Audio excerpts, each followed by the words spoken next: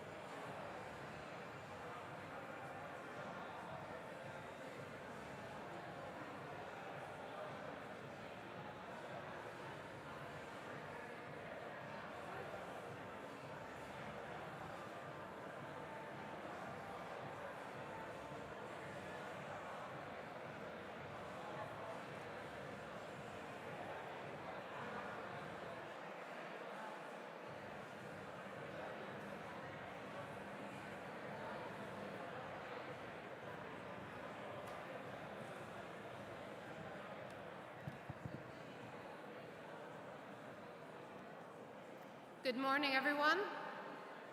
Bonjour tout le monde. If everyone would grab their seats or come closer.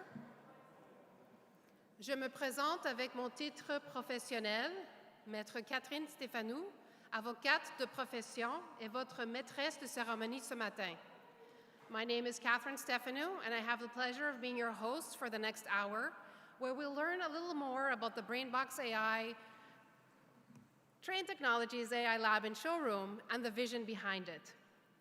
Before we begin, we would like to acknowledge that the land on which we are gathered today is the unceded territory of the Ganyan-Gay-Haga Mohawk Nation.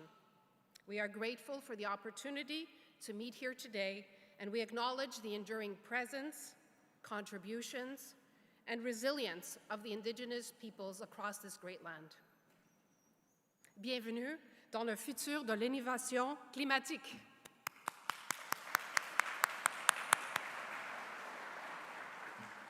Thank you for being part of our AI journey of saving the planet one building at a time.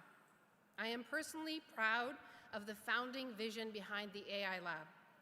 It did not happen by accident. You must know that it took vision, it took courage, and it took the right people at the right place at the right time. In short, it needed champions. And we found ours in two leaders who saw the extraordinary potential of BrainBox AI. Dave Regnery and Riaz Rahan were instrumental in bringing the BrainBox AI acquisition to life, and in ensuring that the BrainBox AI, Trane Technologies AI Lab and Showroom were anchored right here in La Belle Province, in Montreal.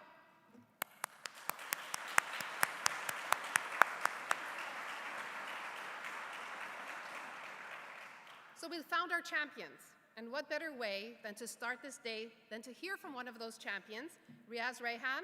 Please welcome him to the stage as he opens the presentation today, and we will all applaud him.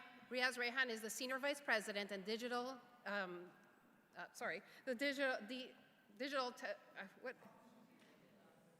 Chief Digital Officer, I apologize, at BrainBox Trane Technologies. Please welcome him to the stage.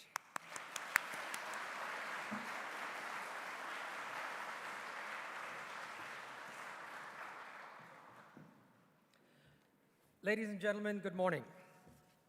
It is an absolute pleasure to be here in Montreal and to welcome you all to this very, very important day.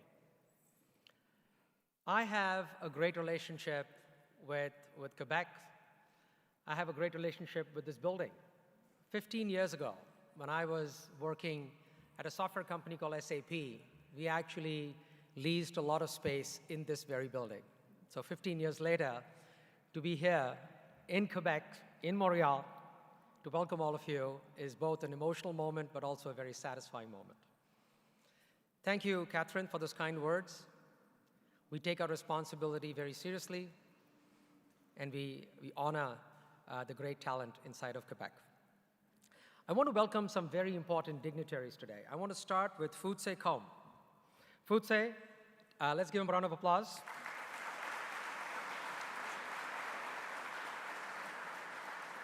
Futse is the Vice President of Research and Innovation at the Polytechnique Montreal.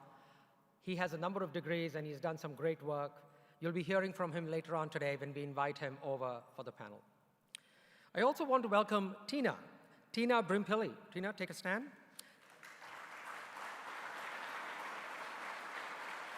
Tina is the Chief Officer of the United Nations and she leads the Montreal Protocol. It's always nice to have the UN because the UN has been steadfast in their focus on sustainability and their focus on combating climate change. Tina, we are grateful to have your presence. I also want to welcome Alexandra Teodorescu from the Executive Committee of the City of Montreal. He will be joining us shortly to deliver a keynote, and we're very excited to hear about responsible AI, about development, about innovation, and the City of Montreal. I want to spend a moment on why Montreal. And I tell you, I have known this city for over 2 decades. We have invested heavily in the city, and I have personally been involved in hiring thousands of people in this city. This city represents one of the three great centers of AI, the other two being Silicon Valley and London, England. Other parts of the world where I have lived, and other parts of the world which I'm very fond of. But Montreal offers something unique. It offers a multicultural workforce. It offers multiple languages. It offers people from around the world that come and make Montreal their home. And they want to live here because of the cultural heritage, the richness. Montreal has the highest number of restaurants per capita across the country. Montreal has one of the world's greatest architectures. Often people say it's like going to Europe without crossing the pond. And of course, the Habs won this week.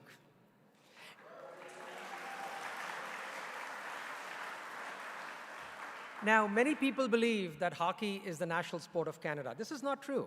The national sport of Canada is lacrosse. Incidentally, lacrosse is a city where Trane Technologies has a big office. Hockey is not the national sport of Canada. It's obviously the national religion of Canada. So, congratulations on your famous victory, and may you go on to win the Stanley Cup.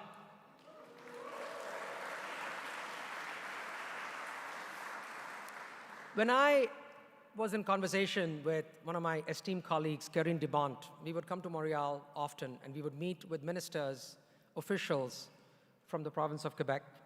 We would meet officials from the state and from the office of the city. And they would always ask me, Mr. Rahan, are you going to take jobs away from Montreal? Are you going to move this lab out of Montreal? And today, we have added jobs in Montreal. We have got a much bigger, better office in Montreal. We will stay in Montreal. All I have to say is, J'aime Montréal, viva la Québec!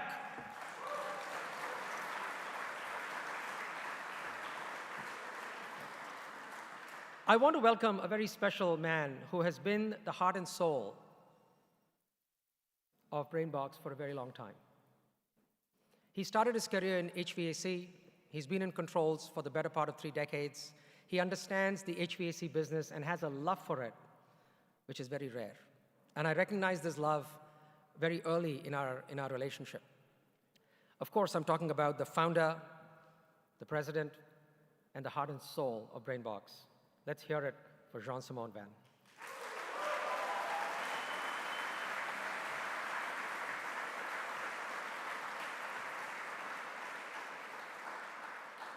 I was walking back last night after all the rehearsals, and I was accosted by an engineer who shall remain nameless. He comes to me and says, Riaz. I'm like, yes. I want you to know that I work for Jean-Simon. I'm like, okay, thank you for that update. I report to somebody else now, but I will always work for Jean-Simon. And I'm like, okay, may I go home now? So, and that is the kind of passion and loyalty that Jean-Simon garners. And he has put his heart and soul. And today, I hope you stick around to watch the demo. I think you will see his creations come to life. I also want to say, Jean-Simon, in the highest of French traditions, félicitations. Thank you for everything you do. Merci.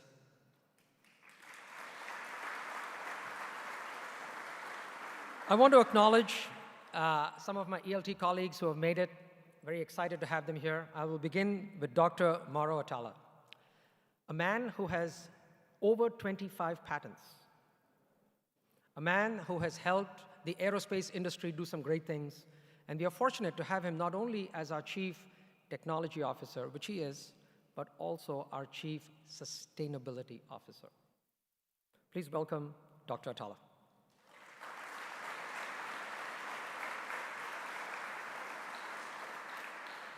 I want to welcome someone who has spent the better part of 3 decades in this company. She's originally from Ireland, and remember, we are an Irish company with headquarters in Swords in Ireland. And Ireland has always had a special place in my heart because my grandfather was in the military, and in World War II was stationed in Ireland, where all the Commonwealth collected before they fought in World War II. And he always called it the Emerald Isle because it was so beautiful. And I remember flying into Ireland for the first time, and when the plane flies over from England into Ireland, you can see it go green. It is truly the Emerald Isle. Please welcome Mairead Magna.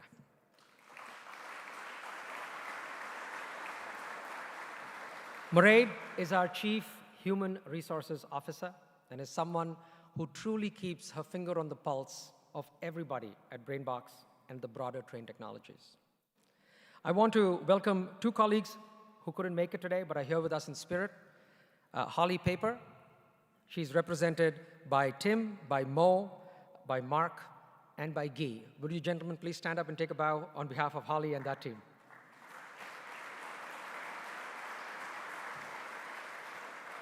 Holly actually left me a voicemail yesterday saying, I know how hard you all worked for this, and I wanted to be there. She was actually here in January, some of you might remember, but she's with us in spirit. I also want to acknowledge my dear friend and colleague, Corinne DeBont, who was instrumental, and Jean-Simon, you will remember, made many trips with me to Montreal as we did the deal.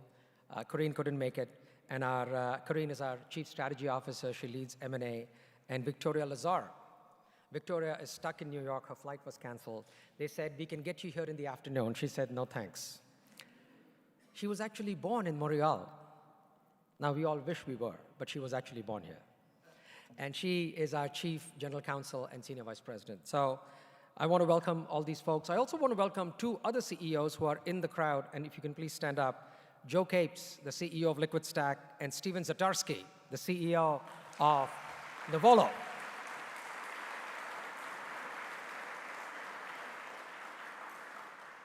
I do have one more person to welcome, but we'll hold that for a little bit later. I'm generally an optimist. I believe tomorrow is better than today, and I believe today is better than yesterday. And when I look ahead, we talk about smart, resilient buildings, buildings as batteries. You'll actually see a demo of that today, buildings as batteries. Buildings have not only chemical batteries, but also thermal batteries. I think you'll be very impressed with what you see. Energy savings of 15 to 30%. This is what BrainBox does day in and day out for tens of thousands of buildings that affect hundreds of thousands of humans. This is the biggest challenge in the world today. You see what's happening in the Middle East, and that's having a direct impact on the world's energy supply. And for BrainBox to come in and without sacrificing comfort, give us that kind of benefit is massive. I'm always humbled when I go to our technician training center. We have the world's best technician training center in Davidson, North Carolina. And BrainBox has built Arya, which is a virtual engineer, which makes the life and work of our technicians more fulfilling, easier, and helps them focus on what they like best, which is solving problems. They don't like hunting for information. They like solving problems. And giving them more time to solve problems is the right way to go. As you know, in the United States and Canada, we face a massive shortage of technicians over the next several decades, and BrainBox is at the heart of solving that problem. The alignment with our vision is very strong. Our vision is to boldly challenge what's possible for a sustainable world, and BrainBox does exactly that. So for all those reasons, I'm excited. And for all those reasons, I want to say to all of you, bienvenue to this wonderful lab and this wonderful experience right here in the heart of Montreal. Now, there was a gentleman who took the helm of this company on July the 1st, 2021. And you know, Wall Street judges people by numbers. So here are some numbers for you. On July the 1st, incidentally, July the 1st is Canada Day. Maybe he's a closet Canadian, who knows? On July the 1st, 2021, the market cap of Trane Technologies was $44 billion. This morning, I checked, it's $100 billion. 2.25 times up. On July the 1st, our revenues were about $12 billion. Today, they are in excess of $20 billion, an increase of 2x.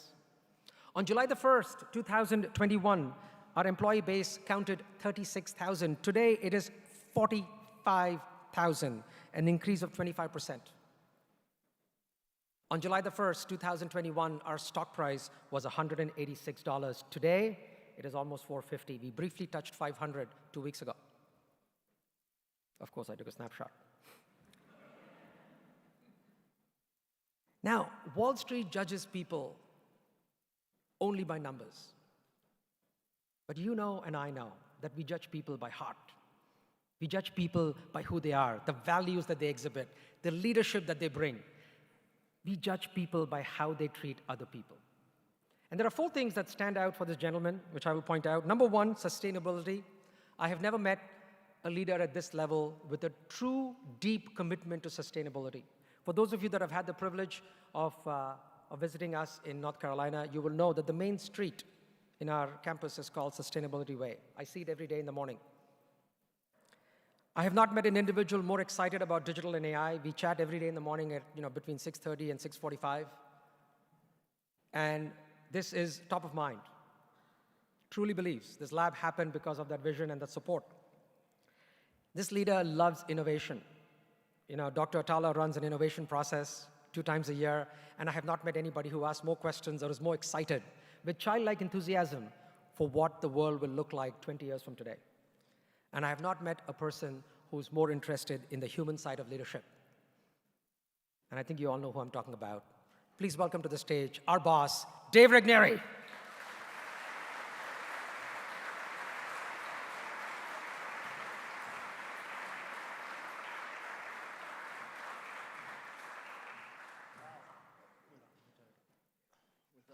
I guess it could only get worse, huh?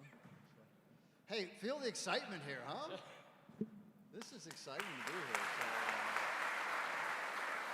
this is, as Riaz said, we typically get together early in the morning as I'm getting coffee, and we always are chatting, and I'm always talking about what the future could be. And I've always had this vision since I've been in this HVAC space since, call it 2009, and I was always like, God, this could be so much more than just equipment. And how do we progress and really have our equipment help the world be a better place, right? And that's kind of how we got this whole sustainability theme. But I always had this vision that, and Riaz hit on it a little bit. I was like, what if you thought of buildings as batteries? And what would that do?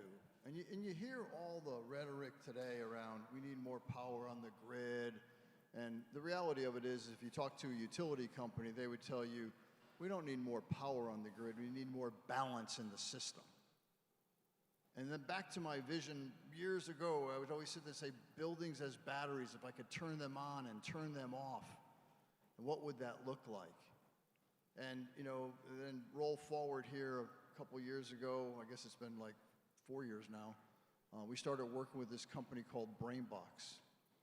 And Jean Shimon had the same kind of vision around, hey, look, I could predict when you're going to need to use cooling or heating, which translates into energy. And I was always like, okay, this is kind of falling together. And anyways, we worked with BrainBox for a number of years, and we said, hey, let's become part of the family, the Trane family, because there's so much we can do.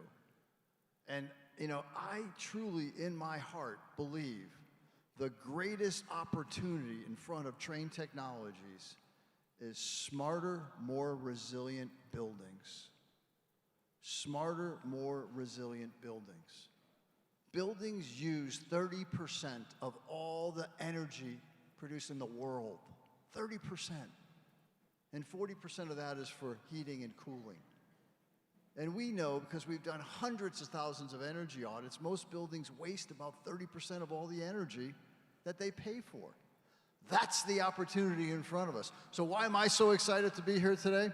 Because I know that we're going to lead the way to make buildings smarter and more resilient, and we're going to use our agentic AI controls to help balance the energy system.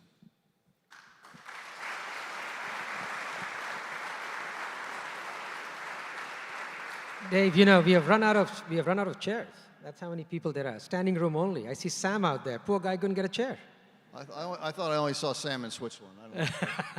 But this is such an opportunity. I was literally being interviewed the other day, and they were like, the person interviewing me was like, they wanted me to talk about data centers, okay? Because we know that data centers right now it's a vertical that's growing very fast. Obviously, it needs a lot of energy. And they wanted me to go down the road of talking about data centers are using too much energy, they don't create jobs, they use too much water. I knew where they wanted me to go. But I kept pulling them back saying, yeah, we need the power of data centers to help us with our agentic controls. Because if we could solve the problem of the 30% of the energy that people are paying for, that they're wasting, that's the biggest opportunity in front of us as for Trane Technologies. And it will dwarf what we spend on or what data centers consume in energy. Data centers consume, you could look at the numbers, whether it's 4% going to 8% or 3% going to 6%. 30% goes to buildings, and 30% of that is being wasted. So that's the biggest opportunity we have in front of us. Dave, you recently spent I was supposed to let him ask me questions, but go ahead. We recently spent some time in Minneapolis, right? The work that Anil and team are doing. Talk to us a little bit about how you see us integrating with battery systems and how you see batteries, buildings as batteries. I believe that buildings become more resilient. People are always like, what does that mean, more resilient? I believe you're going to be able to have optionality as to which type of power you're going to use or source of power you want to use at certain times. So there may be times when you need fossil fuel, okay, not the best for the environment. There may be other times where it's optimal to use electricity, or there may be a third time where you're going to use storage. And if you could start to arbitrage when you use which source, and because we now are able to see what the cost is of electricity at any point in time in the day, we know what the cost of the fossil fuel is, we know how much storage we have available to us, you could start to arbitrage so you can optimize the solution for the customer's income statement. And look, we talk about sustainability all day long, but I would tell you that for something to sell, it needs to be very bottom line focused to the customer.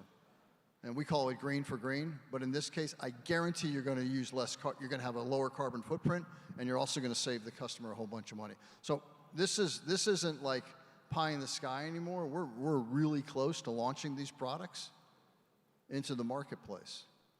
And the paybacks on these products are going to be less than 4 years on a cash basis for a customer. 4 years on a cash basis.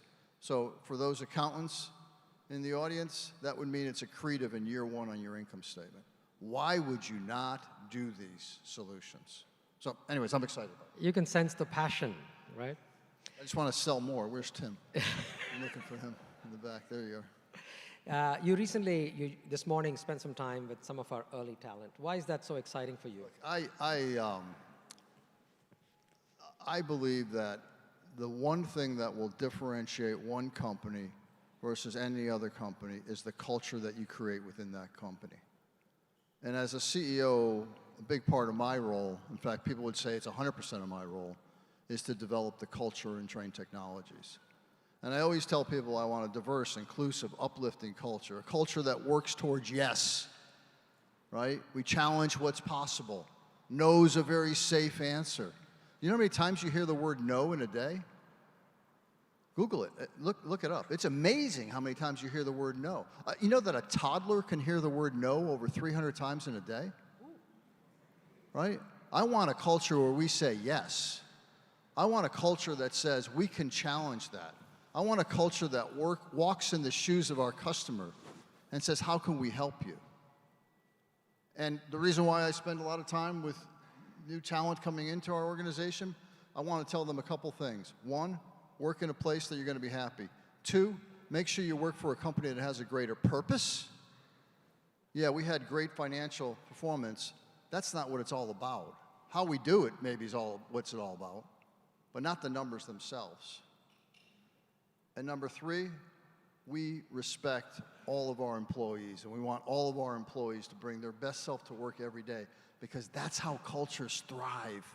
That's how innovation happens, when we all listen to one another and we're able to say, what are your thoughts on that? How are you solving that problem? How did you think about this? It's not just Riaz, myself, Mraid. It's all of us, and that's what we have at Trane Technologies. So people always ask, what's your number one responsibility as a CEO? My opinion, probably culture. And that's why I spend a lot of time with a lot of the new recruits that I'm always trying to recruit them into our company, but I also love spending time with them when they're here. And Dave, finally, you're a family man. One of the young recruits asked you, what are you most proud of? I'll ask you the same question again. What are you most proud of? Yeah, I told them, I guess my 4 children. I mean, they're all now, they're all married, okay? They're all very successful in their careers. My youngest son is actually going to start his MBA. I have 6 grandchildren, but as of tomorrow, I think it'll be 7. Definitely by Thursday, it will be 7, and it will be 8 pretty soon. So look, I'm very proud of what my children, and And you know, it's always one of those things where how do you want to make sure that your children have a, you know, a life that they can be proud of, and what are they happy with? I was on one of the CNBC shows. I think I don't know what show it was on. And the person interviewing me after the set was over said, "Oh, I forgot to ask you a question." I said, "Oh, what was the question?" And she said, I wanted to ask you, what school, or where do you want your grandchildren to go to school?" And I said, "Well, I'm glad you didn't ask me that question." But no, but then I thought about it, and I said, and she goes, "What would you have answered?" I said, "I want my grandchildren to be happy. And if that means they want to go to a technical school, that's fantastic. If that means they want to go to Harvard, that's fantastic as well. But, so whatever you do, be happy, right? Life is too short. And I would tell you that if you work at Trane Technologies, we're a company that has a greater purpose, right? It's not all about the numbers. It's about how we make this planet a better place for the future. And I would also tell you we're a company that we like to have fun. And we like to enjoy one another, and we like to respect one another. So thanks for coming here today. If you're a Trane Technology employee, a BrainBox employee, which is now Trane Technology, or has been for a while, I think you'll probably agree with me. If you're thinking about joining Trane Technologies, come see Mairead, okay? Because we're always looking for great people. So thanks, everyone. I appreciate your time today.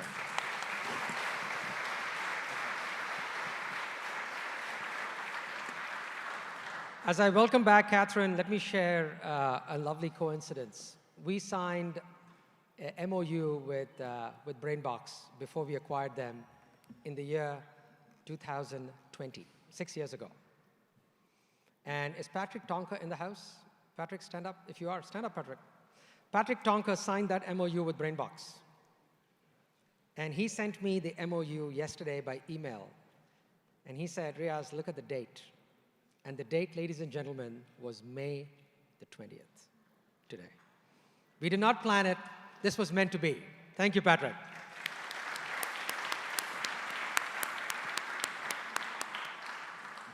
Thank you, Riaz. Thank you, Dave. That was really interesting. Super intéressant.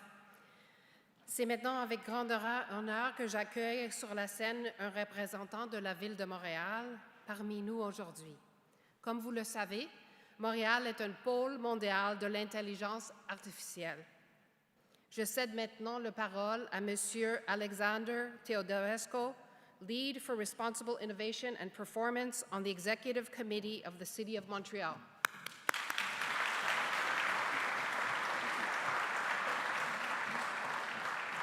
Bonjour tout le monde, comment ça va? On est content de la belle journée, on est content de la performance des Canadiens. Vu que je suis en charge de la performance de la ville, je prends un peu le sujet à bras-le-corps. Je vais commencer juste par quelques mots en français, je vais faire un switch en anglais pour les invités internationaux qu'on a dans la salle, à moins que vous voulez pratiquer un peu votre français avec nous aujourd'hui, ce matin. Au nom de la mairesse, je vous remercie de l'accueil chaleureux et vraiment, je ne voulais pas passer à côté d'une belle opportunité, une occasion fantastique de venir mettre en lumière toutes les dimensions pour lesquelles nous sommes fiers à la Ville de Montréal d'être témoins de ce moment historique pour BrainBox et Trane. Vous savez, notre administration, c'est une nouvelle administration en place depuis peu. Notre mairesse, Mme Soraya Martinez-Ferrada et moi-même, on a eu un positionnement très clair pendant la campagne, on est en train de l'exécuter. Et on voulait vraiment faire un pivot par rapport aux orientations de la Ville en ce qui a trait aux nouvelles technologies, à l'innovation, à l'intelligence artificielle et la performance de la ville. Et j'ai eu la chance d'être nommé au comité exécutif de la Ville de Montréal. C'est un peu comme les petits ministres là au niveau de la ville et on a chacun nos portfolios de responsabilités. Moi, j'ai celle de l'intelligence artificielle, l'innovation et la performance. Et je trouve qu'on est dans un moment très important du développement de ces technologies-là et du développement de la ville. Et la raison pour laquelle je me suis lancé dans une vie publique avec tous les bonheurs de gérer le social media et le trolling qu'on a un peu partout, c'est parce que je pense que le moment est important, il ne faut pas le manquer. And now maybe I'll switch to English, maybe to give more context to our international guest. I was lucky enough to be nominated on the executive committee by our mayor, our newly elected mayor, Soraya Martinez-Ferrada, as the lead for AI innovation and performance. And I really appreciate the combination of all those things. Even though they're not totally overlapping, they certainly are self-reinforcing. And I wanted to take the risk to take public office. I'm an entrepreneur myself in tech and culture, and I wanted to do this for the city because I felt that we were missing a very important moment, a point of inflection. I think for all CEOs out there and working in the tech industry, it's certainly, we don't need to be told that this is an important moment. We don't know how important. Will it be as important as fire, the industrial revolution, phone, the internet? We're debating how important it is, but we all know that there's something really big happening. We've been lucky in Montreal to be, early on one of the capitals of the new age of AI. We call it, in the circles here, we were, of course, leading in the old AI, like 15 years ago seems like an eternity away, but opening the doors for this machine learning, deep learning era of AI that we call boring AI, and now, of course, everybody's talking about ChatGPT and generative AI. But that basically set the ground for this incredible story that we're all witnessing today. Because this is what I wanted to emphasize and congratulate all of you, for taking different parts of this journey, and for Montreal being kind of the placeholder for this to happen. Everybody knows, and I think David mentioned it, the importance. Everybody knows that Montreal is a place in ville de savoir, a city of academia, of research and development. But we've been lacking, and I saw the data yesterday. We've been lacking, of course, in the application part of the deal, and that's where most value will accrue. And this is where really what is coming up in the laboratories, meeting the real world and making a great impact, right? And having you from Ireland, a global company, set your gaze on Montreal, on this amazing scientific-led team of Jean-Simon, is a story that I would like to see repeated again and again and again, right? And we can debate, acquired early, whatever. This thing is, now we have access to a worldwide market thanks to you, and you have access to global level intelligence thanks to Jean-Simon's team. And I'm very happy to learn that you will develop the workforce here and hire even more data scientists and build on and help Montreal even further its position as a global AI capital. So thank you very much.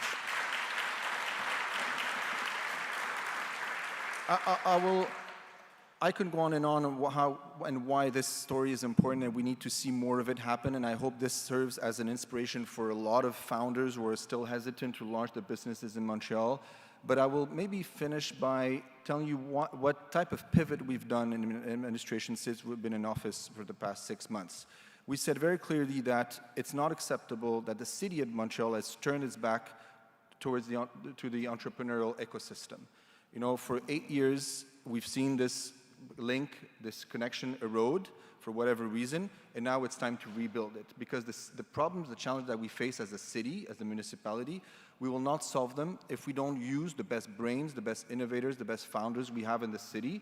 And now we're embarking on this journey of 4 years at least, to make sure that we transform this incredible talent into real impact in our daily lives. And I can't see a better way to start than by using what you've come up with, the solutions that you have, and applying them to our own needs at the city, because believe me, we have so many of those. And you can help us really solve the crisis, the climate crisis challenge, and make our city more efficient, our building more efficient. And this is true and needs to happen across different verticals along the stack. So this is the commitment that you have from the mayor and from our administration, that we're rebuilding this connection with our best founders, and hopefully stories like what we're witnessing today, in a few years we'll see many, many, many more. So thank you all for being here today, and join me in thanking again Trane and Jean-Simon's team for this amazing opportunity. Thank you.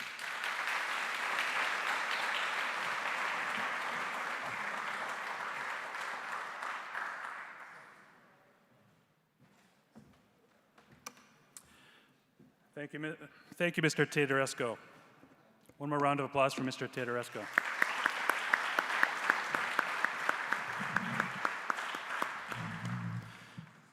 Bonjour, my name is Dominic Hand. I'm the Interim Chief Operating Officer for BrainBox, also Vice President of Digital for our Thermo King Americas business.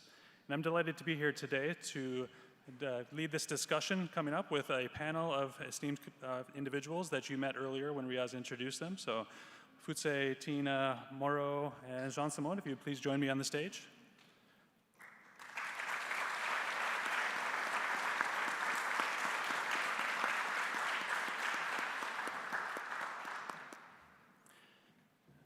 So we're going to be talking about how AI is moving from promise to practice, and how BrainBox and Trane technologies are a part of that, but it's much broader than that. It's the communities, it's the research, it's the organizations that help make that possible.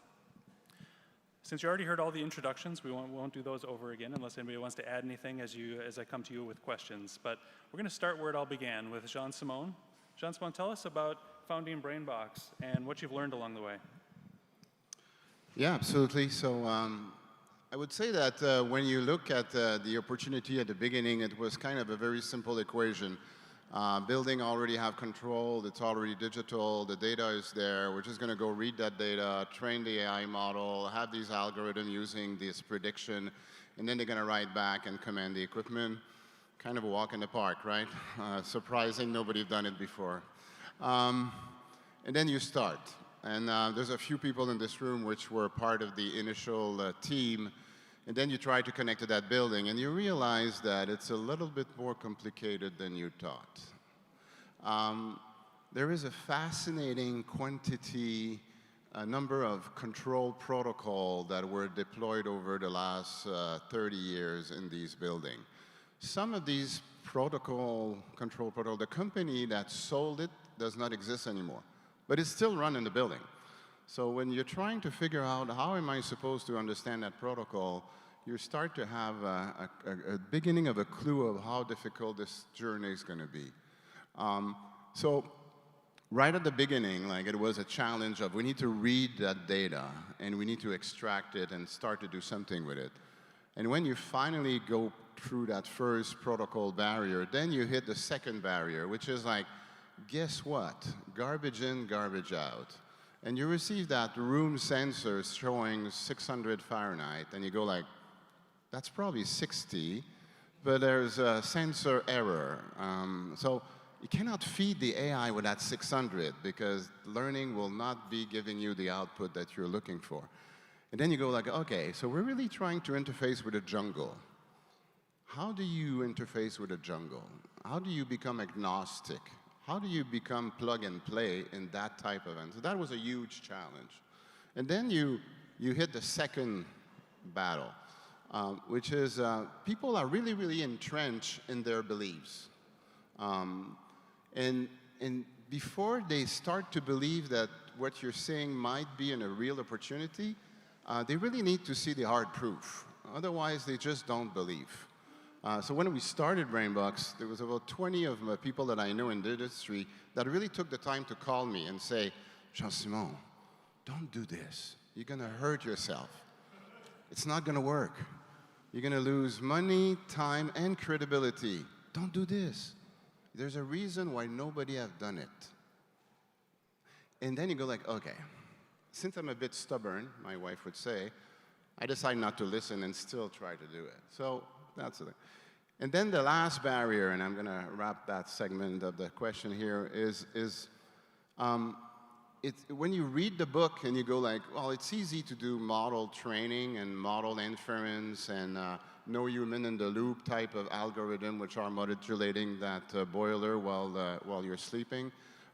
You realize on the architecture side that MLOps, as we call it, need to be done properly. And then you go through the entire cycle of having an MLOps and a control loop without human in the loop, doing the right thing and not blowing up that boiler. I know, Dave, we have not done it yet. We will not do it. But we did blow a lot of fans and pump, learning through it. It's done now, Dave. We're good. So, and it's only then that you could start to pretend to, okay, I think we made it. So a lot of learnings along the way. That's great to hear. What did you get right from the beginning? What did you see that gave you that motivation to keep going? Yeah, so we got it right. On paper, when you were doing the maths, you say, you know what, we should be able to reach 20% saving. It is feasible.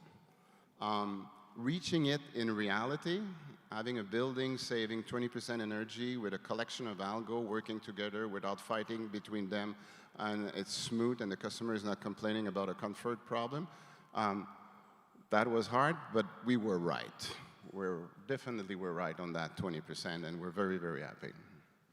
And Jean-Simon, what does the future hold from within the AI lab? I didn't answer the question. What does the future hold from within the AI lab? The future is quite exciting because these algorithms which are running in that control loop now are migrating. They're becoming agent. They're becoming autonomous agent in the sense that they're going to be starting to self-install themselves, self-adapt. So basically, we could scale. Because really, 20,000 building, cool, but we need to reach 100, 1 million, 10 million building. And to reach that kind of level in terms of scalability, you need to have these agents do it by themselves. It's only then that you could scale. So that's what the lab is working on. The lab is also working on, wait a sec, you're going to have these agents doing their things by themselves, but they need to work in teamwork with other agents. And it could be agent that we have at Trane Technology, but it could also be agent are working with our own supplier or our customer, which might have their own agent. And then you start to see that community of agent, and you go okay, how are we going to make sure that these agents are doing the right thing all the time? How do you make sure that there is a governance layer and really we could trust what they're doing in the background while we're doing something else? And that's what the lab is really working on to scale the technology to the level we need. Thank you, Jean-Simon.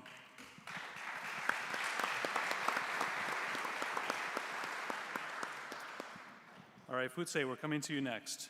You do a lot of work in research on AI and the promise of AI, but also on the risks of AI and stress testing in various contexts. In that context, what can you tell us about responsible AI? What is responsible AI, and how close are we to scaling that? Great. This is a great question. First, congratulations, Jean-Simon. I think very exciting to see this day up. And all these challenges that you just lay out, it's actually at the core of what's the current state of AI is struggling with, right? So responsible AI, or more generally as we call trustworthy AI, entails not only building AI systems that's accurate at doing tasks, but AI systems that can actually operate in the real world, in real conditions, and in a way that they remain reliable, that the behavior to some extent can be predictable because you need to be able to put control around them, and also to make sure that we can scale this, right? So currently, one big challenge is, for example, for agentic AI, it's as we're increasing the capability of the models that are powering the agentic landscape, they are able to do more and more things. With the current architecture, we're even expanding by giving them access to external tools to interact with existing stacks. But this only increases the layer of complexity on the reliability of this system. So we need to be able to come out with efficient protocol mechanism to test the systems, right? To understand all the corner cases in which they likely will misbehave, to be able to guardrail them and provide some guarantee that they will follow some protocols that we put in place, right? So all these additional challenges that are still unsolved nowadays. So the science of evaluation is still in the early days. So we haven't been progressing as fast as we have been progressing on the model capability scaling. And on this science of evaluation, most of the thing we do currently is usually assume certain stage of static snapshot view of the world. So we build benchmarks, and then we use benchmark to have an estimate of how the agent or the system will behave. But in the real world setting, especially for example in the case of handling a complex building, we're in a dynamic environment. In some cases, we could be in an adversarial environment. And doing this kind of evaluation is something that we're still just starting to do, right? So that's why this type of initiative is actually very current, because we need to be able to build this with concrete use cases and connect with the sciences that we're doing on the research front. So in Montreal, we contributed a lot on the research part of this technology that's maturing and providing this benefit today. But I feel one gap that we still, and the reason why adoption have been lagging behind, it's on robustness, trustworthiness, science of adoption, science of evaluations. I think this is lacking, and I think this can only be done with partnerships with concrete industry labs, which are grounded in real use cases. We can actually use this to contribute to the research and help build these bridges. So that's what I think this is very exciting. And I think the ecosystem will be very exciting collaborating with this lab, as it has always been from the beginning. Yeah. You know, we've heard it mentioned many times today that Montreal is a hub of AI research and has a long history of research and findings and discoveries or advancements in AI. What would it take to do the same thing for application of AI in a commercial sense here in Montreal? And what are organizations like Evado doing to help make that happen? I think definitely more ecosystemic connections, right? So we already have strong talent in Montreal. So we'll be Mila, we'll be Evado, we have in the universities like Polytechnic, where we have all the researchers and the students. I think to bridge to adoption, we need to connect more with industry. We're already seeing that happening. Evado is actually a very good orchestrator of this, right? Evado is partnering, connecting the ecosystem, industry with researchers to solve problems. And I think this has to be strengthened and going forward. Because only with this collaboration that we'll be able to focus on real use cases and be able to build robust tools, right? Develop the methodologies that we need to be able to monitor the behavior of these systems all throughout their life cycles, to develop the science of evaluation, which is currently lagging compared to the science of AI technology developments, right? So we can train more and more advanced models, but we're still struggling in assessing the behavior, understanding their inner working, interpreting what they're doing, being able to test and follow their behavior through the life cycle, focus their pitfalls, identify corner cases. So there's still a lot that needs to be developed. And this can only be done with collaboration because every use case is usually a bit different. And there are so many different flavors of AIs. And the way the behavior manifests themselves is very diverse across use cases. So connecting with industry is really key to be able to highlight these issues that we can actually go back on the fundamental ground, try to solve, and retrofit back with the industry partners to build this resilient solution that we need. So Evado's, Mila, this ecosystem is actually key. And I think we need to expand this more and more with universities actually, like Poly and the others. I might just add, for the people that are not aware, BrainBox was developed in co-research partnership with Evado, University of Montreal, McGill, Concordia, and ETS. So it's really like a collective effort to bringing all of these brains together to develop the technology. So it was quite an interesting adventure, and thank you for that. Yeah, well, thank you for the opportunity, and I think it gave a recipe, as the representative of mayors just did, for I think how we need to be doing in our ecosystem to remain at the forefront of this AI revolution. Thank you, Futse.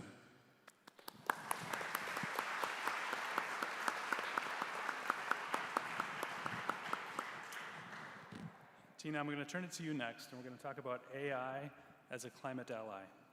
So you work with the Multilateral Fund, and the Multilateral Fund has been very successful, supporting about 8,600 projects, funding about $4 billion worth of investments in climate support, about 98% reduction in the ozone depleting substances, and helping in emerging markets with deploying sustainable technologies. With all of that experience, what have you learned about what it takes to scale climate solutions?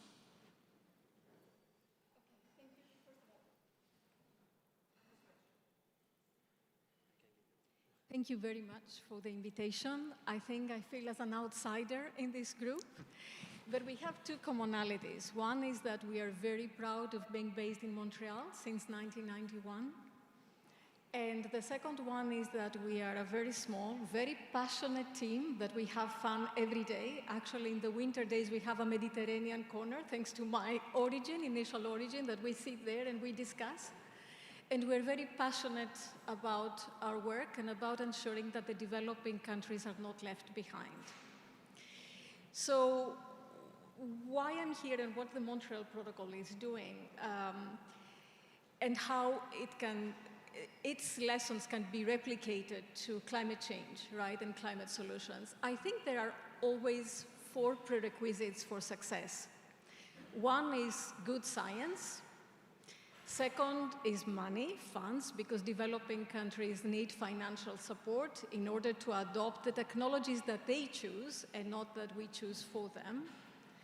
Third, patience, because you can destroy nature very easily, but it takes a lot of time for nature to be restored. And now, after 40 years approximately, we can see and we can verify that the ozone layer is healing thanks to our efforts. And fourth, you need people. And I think this is very, very important. You need trust between governments at the multilateral international level, which is eroding at this point in time. You need also trust between industry and governments, and you need trust between science and policymakers. So it's not an easy equation to have results, but you need to find, the UN is this convening power that brings all of these people together. Now, why I'm here and why I have with very great excitement, I have accepted this invitation. When I joined the Multilateral Fund 4 years ago in Montreal, I said, oh, that's a great opportunity. I'm in Montreal, in the city of AI. I will immediately touch base with Mila. And I failed. I failed because I think I didn't ask the correct questions. I didn't know how to frame I didn't know, I knew the problem, but I couldn't frame the question in a way that Mila would have the patience to understand what I was looking for. And I think these initiatives like the BrainBox AI and a lab could bridge this gap, the gap of research with application and solutions in developing countries. And for us, I know that, I'm very keen in seeing how this concept of a battery building can work in India, can work in Kenya, which is my second home. I have been there for many years, because I have seen that when you develop the skills for technicians, in the end of the day, when you bring a technician in your house, you just bring somebody for the informal economy that is out there, and you just bring him in to fix your equipment. So there are many, many lessons learned, and I'm eager to see how these solutions can be replicated to settings that are completely different than the one that we are sitting today. Excellent. Now, the Montreal Protocol, and especially the Kigali Amendment, suggested that we should not only be looking at reducing hydrofluorocarbons, but also maximizing energy efficiency. BrainBox, that's our purpose, is to reduce the use of energy, reduce the carbon emissions, and use AI to do that. What do you see as a similarity between the two, and what would it take to make tools like this, AI tools, part of the Multilateral Fund's toolset? I think the Multilateral Fund and the Montreal Protocol in general started in 1987 with a very narrow focus. We talked about refrigerant transition. And then we realized, very recently actually, in 2016, that it's not about the refrigerant transition, because this will not address the scale of the climate problem that we have today. And we went into a bit of a more systemic approach. We went to equipment. We went to a more sectorial approach, and now, even now, we are discussing whether we should go to something which is much, much broader. And we need to see the building as a system. We need to see the refrigeration that is needed for transport as a system, cold chain as a system. The Multilateral Fund cannot solve all these issues. We cannot provide funding for all these issues. We cannot provide funding to deal with everything in a systemic way. But we can provide seed funding, and we can ask industry, we can ask private sector, we can ask other funds that exist to come in. We have developed a very interesting tool based on AI with the University of Berkeley, because as you do, I don't want to know, so I was very disappointed with Mila, and so I said, okay, I'll try once more. We were lucky because at that point, I think I was a bit more mature to understand what we were looking for, and we developed an AI-powered tool that assists policymakers in developing countries to simulate different policy decisions that they will make, what will be the financial impact of these decisions, and how they can optimize the compliance with the Kigali Amendment and the Montreal Protocol. It's not easy. It has not been used by most of the developing countries. So this, for me, it's an issue that we need to work on. But I think this type of a policy instrument, with what I think BrainBox is trying to do, a more operational level, this marriage, this wedding, you know, bring these things together, is what is very, very important to me. And as I said, and possibly this will be my last sort of, my vision is that one of the big challenges that you have is how you address sustainable cooling in a country. What are the different plans? And sometimes, you know, we are in silos when we develop policies. We are in silos when we implement policies and programs. Whether there will be a way, possibly assisted by AI, to bring all these things together or to identify the pieces that are missing in somebody to optimize what needs to be done in terms of funding, what needs to be done in terms of policy. So this is something that I really want to see happening. And within the multilateral fund at this time, we are discussing how we can assist developing countries using digital tools for their programs. But still, we have not conceptualized what this would mean for them.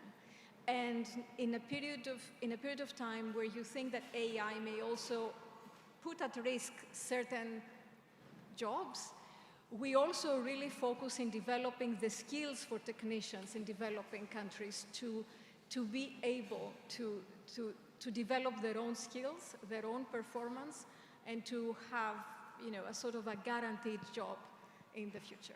Thank you. Excellent. Thank you, Tina.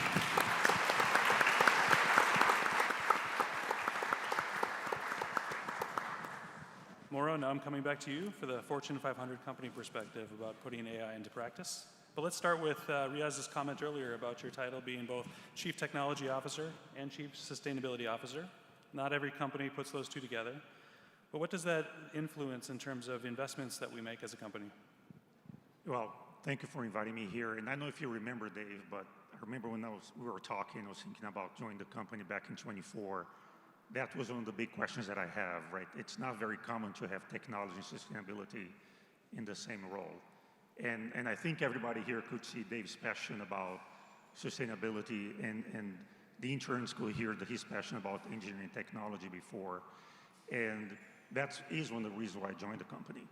And it is not very common. If you look at our peer companies, typically, you're going to see sustainability under communications or public relations or government relations. And I was at a business council meeting in Switzerland 2 weeks ago. Someone noticed the same thing, and they asked me a question along those lines. But if you think about the company and our impact on the environment, and if you look at this from the perspective of scope emissions, like 1, 2, 3 emissions, 98% of our footprint is in how our products are used, right? So if you think about that, then the connectivity with technology becomes very clear. The way we're going to reduce that footprint is through technology, right? It's going to be how our products perform, how we control and coordinate them, how we look at them not just as a component, but as a system or a building or a collection of buildings. So from that perspective, the investments, they go hand in hand. And the one thing I was very pleased to see, and those that work in the company know, when we run the company and we're holding business reviews, sustainability and the impact, these are integral to how we run the business. It's not a reporting function on the side. So this is very intertwined with how we invest and how we prioritize what we do in the company. Excellent. And how does a company like Trane Technologies use AI, or how can they use AI to achieve sustainability goals, or like Trane Technologies, our 2030 commitments? Well, we cover some of that already, but one obvious area is controls, right? And there are multiple layers of that. It is how you do cooling at the equipment level, how you can be more efficient from that perspective. It can be how you do that at the building level, how to use information that's not within the building that allows you to make better decisions. It is like Dave was saying in terms of resilient buildings, how can you now look at buildings as a collective, and how can you better stabilize the grid or reduce your peak demands and valleys on the grid. So a lot of this is around controls and intelligence and computing. There is an element of that that is how we support our customers. So we talk about technicians, some of the technologies that BrainBox AI is helping from that perspective, allowing our technicians to be much more productive and accurate in identifying issues and resolving them more quickly. It is also even in how we design our products. Coincidentally, we were holding meetings here in Montreal on Monday with a different AI-based company that has technology that we believe will allow us to design our products more quickly and more accurately, right? Having better products in the end, and hopefully also reduce the amount of testing we need in the lab, which also takes energy, right? So AI can help in a number of different ways, and the technology has come a very long way. I think I was actually thinking as I was sitting there, 30 years ago, I was working on neural nets in the promise, and both of us have seen the ups and downs and the expectations of AI over the years. But over the last 5 years, it really has become mature enough and robust enough where it can have significant real business impact that actually help us do our job a lot better. Excellent. I was just reflecting as you were answering all these questions here on the panel that you all are a big part of helping make the promise turn into practice with AI, helping it achieve sustainability goals. But really, everyone in this room is contributing to that. BrainBox AI is at the center of that. And the launch of the AI Lab is an important step in that direction. So please join me in thanking the panelists here.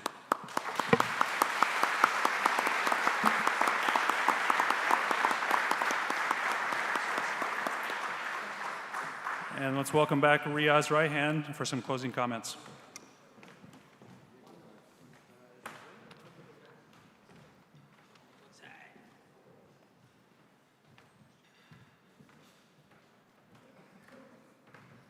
That was pretty energizing. We heard our CEO, we heard from some of the most esteemed guests, and most importantly, I think we heard the excitement around this lab. So I think officially, Dave, with your permission, we will now declare our lab open.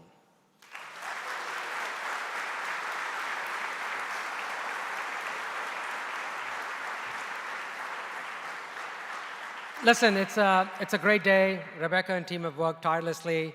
I hope you can stick around for some of the shows. The actual walkthrough through the lab is fantastic. It's a tactile experience. You can actually get to see, touch. You can get to touch AI. There's cylinders. And it's a lot of fun, but it also is very educational. It kind of combines that, the education part, but also a little bit of fun, and I encourage you to do that. This evening is a fantastic celebration event. All of you are invited. We hope you can make it. It'll be a great celebration of Trane Technologies, of BrainBox, and of course of Montreal. I'm going to call up my colleague soon here to say a few words. But I will end with this. Viva le Quebec.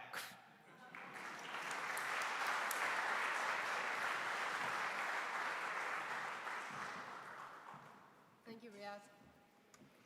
On behalf of myself and the BrainBox AI, Trane Technologies AI Lab, thank you so much for being here this morning. Merci de votre participation et de votre engagement ce matin. We talked about it, but now it's time to see it in action. For those of you who have not already booked your tours, we invite you to make your way to the table at the entrance of the show in the back to book your tour and meet our wonderful teams. And please stay with us as lunch will be served shortly. The AI showroom and lab are now officially open.